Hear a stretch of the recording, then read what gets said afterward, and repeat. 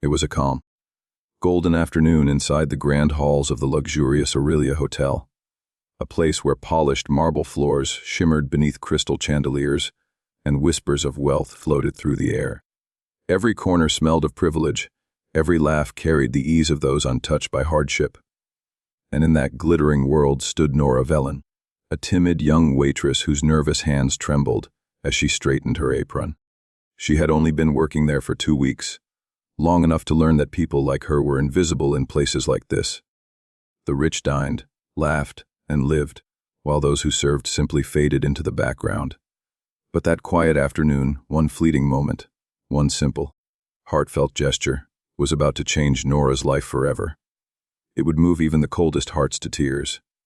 If you believe in the beauty of compassion, second chances, and silent acts of love, then please take a moment to like, comment, and subscribe to Heart-Touching Stories, because what you're about to hear is proof that kindness speaks in every language, even silence.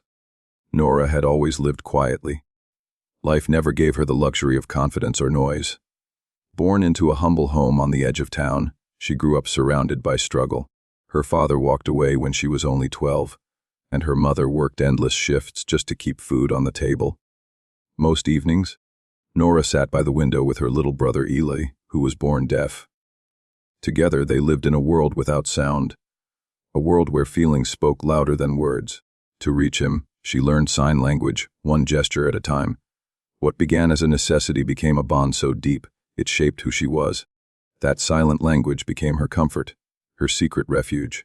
When the world grew cruel or noisy, she could retreat into her hands, where love was still understood perfectly. The Aurelia Hotel, however, was the complete opposite of her quiet world. It was a palace for billionaires, diplomats, and polished hairs, people born into a life Nora could only observe from a distance.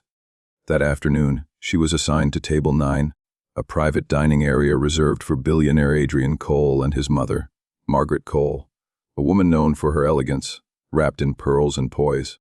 Adrian was famous for his success and his cold composure. Staff whispered about him often, a man whose heart was as precise and guarded as his business empire. When Nora approached their table, her palms damp with anxiety, she noticed something small but powerful. Margaret Cole didn't respond to the waiter's words. Instead, she smiled gently, eyes focused on his lips, struggling to read them. Then Nora saw it, the faint shimmer of a hearing aid. Adrian leaned closer to his mother, speaking carefully, with practiced patience. Nora froze for a moment. That familiar rhythm, the quiet effort to bridge silence, struck her deeply. She knew it by heart. Adrian glanced up, his expression brisk and expectant. He wanted service, not sympathy. But before he could say a word, Nora took a quiet breath, steadied her trembling fingers, and began to sign. Her hand spoke softly but clearly. Would you prefer still or sparkling water? The dining room seemed to hold its breath. Margaret's eyes widened. For a moment, disbelief flashed across her face, then pure emotion. Tears filled her eyes as she placed a hand over her chest. She signed back slowly. You know sign language. Nora smiled shyly and nodded. Adrian stared stunned. For years, he had watched the world treat his mother with polite pity. Waiters pretending not to notice. Conversations leaving her behind. Every outing had been a quiet battle to keep her from feeling isolated. But now, his mother's face glowed with joy. Across that linen-covered table, she laughed, truly laughed, as her hands danced with Nora's. As the meal continued, something beautiful unfolded. Nora didn't just serve, she connected. Each dish, each polite question was delivered through gentle signs. Sometimes, she added little jokes with her fingers, making Margaret giggle like a young girl again. The dining hall began to whisper. Guests watched in awe as the billionaire's mother engaged in animated conversation with the shy waitress. But Adrian didn't care. For the first time in years, he wasn't thinking about deadlines or business meetings. He was watching his mother come alive. Yet for Nora, this moment was deeply personal. Every sign carried a memory of Ali, her little brother, whose laughter she hadn't heard in 2 long years. He had passed away after a long illness, leaving her with silence that felt heavier than words. Through Margaret, Nora felt as if she were speaking to Eli again, one final conversation that fate had quietly gifted her. When the meal ended, Margaret insisted on meeting her privately. Adrian watched as his mother took Nora's hands in her own, tears shining in her eyes. She signed softly, "You made me feel seen today. You reminded me I'm not alone." Nora's lips quivered as she replied through her hands, "You reminded me that love never disappears. It only changes its form." For a few moments, the air around them felt sacred, filled with gratitude, healing, and quiet understanding. Later that day, Adrian called Nora aside. She expected a reprimand for stepping beyond her duties, maybe even losing her job. But instead, his voice was gentle, almost hesitant. He told her how much her kindness had meant to his mother.